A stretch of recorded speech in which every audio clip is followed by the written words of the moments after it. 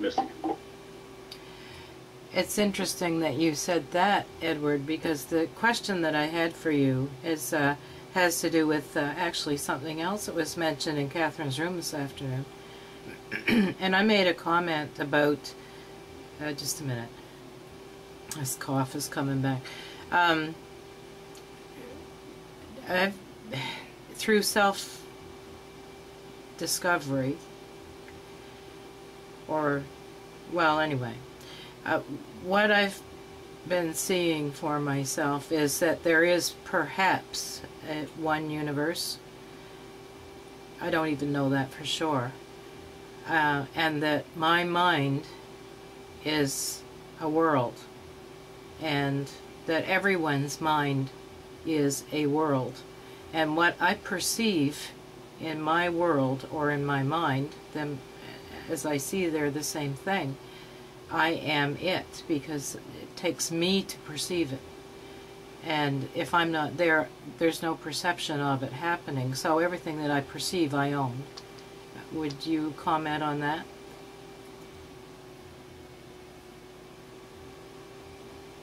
Well, I call that being 100% responsible for yourself. The moment actual responsibility for self happens, the responsibility for our planet shows up right after it. The problem is we need to be 100% responsible for ourselves first, because we are the planet to begin with. We are the universe, if you will. When each one of us dies, the universe goes. The universe is gone. It's gone. There is no longer a planet. There's no longer a universe. All of it disappears. Okay, Donna.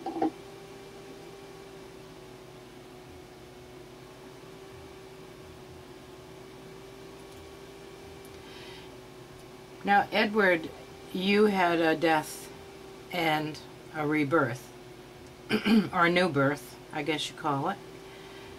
I see that when death to the body and the body-mind occurs, consciousness also leaves. As I see it as consciousness as something that expresses itself through this form and the body-mind, let's say the body-mind. In your own experience, in your own death experience,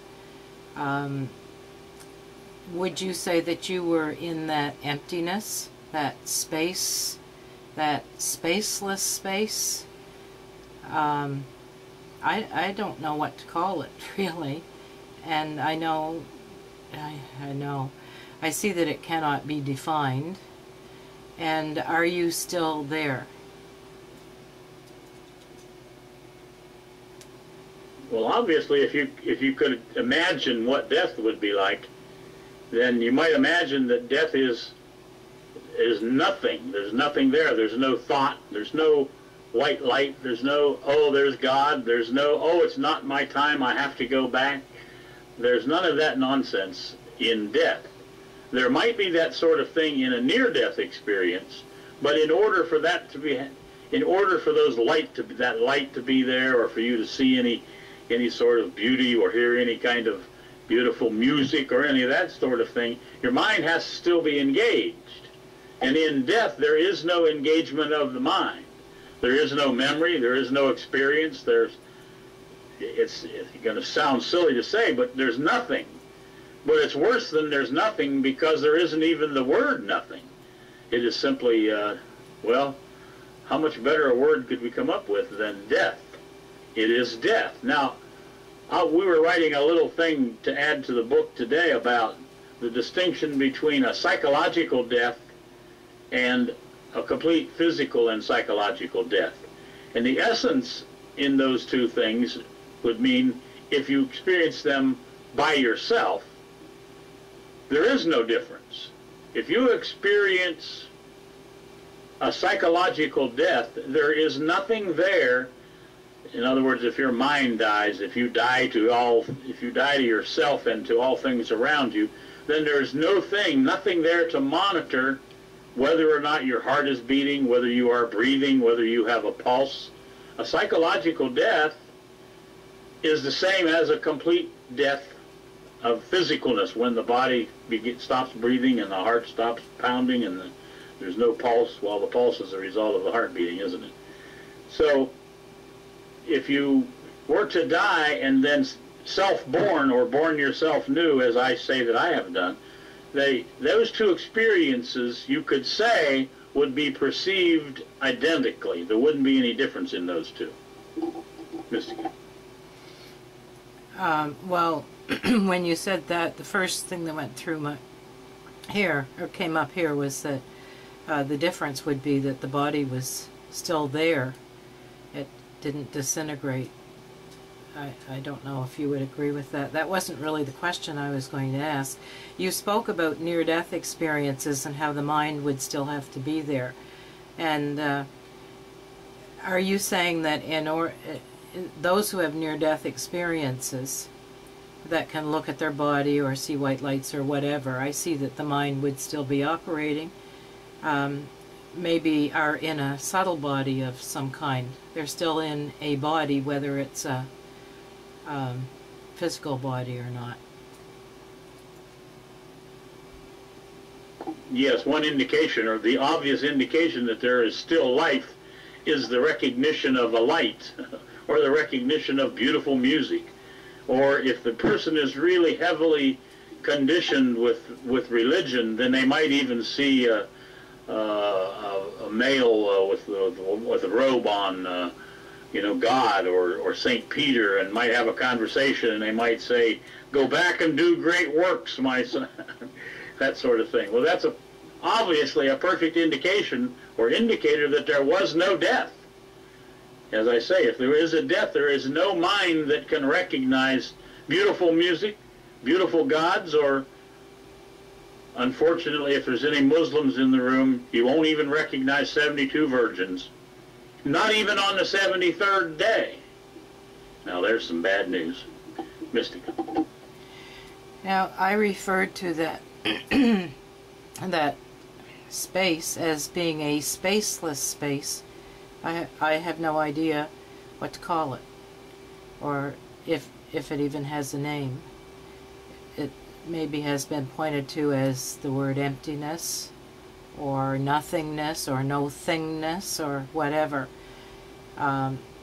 With no mind, no thought, no consciousness, no sensations, nothing that we experience as being true. No memory, no history, no anything. Is that what you experienced? And even the word experienced doesn't fit here. When you died, did you... Oh, you can't put it in... I don't see how I can put it into words. Go to? There's no place to go.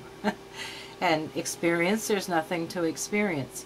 Were you in that stateless state, and are you still there? I guess is as close as I can come to asking what I want to ask here. Well, the best I could describe it was there was a void. There was a place where I was 36 years of age, and then there was a minor experience of the loss of anger and jealousy and of those things being pulled from their very root. And then there was a void. There was nothing for some period of time, of some period of something less than or something greater than perhaps a few minutes and less than 4 hours. So there is a void in my life of a time when I wasn't present, if you will. And as you say, it's a bit difficult to explain, but the best I can describe it is a void. A void simply means there's a hole there, and nothing filled it. And there's no memory of it. There's just a skip. If you ever skipped a flat rock across water, it hits the spot and then it sails up and then it hits another spot. In between those spots, there's nothing. There's just air. Now, that was a terrible analogy.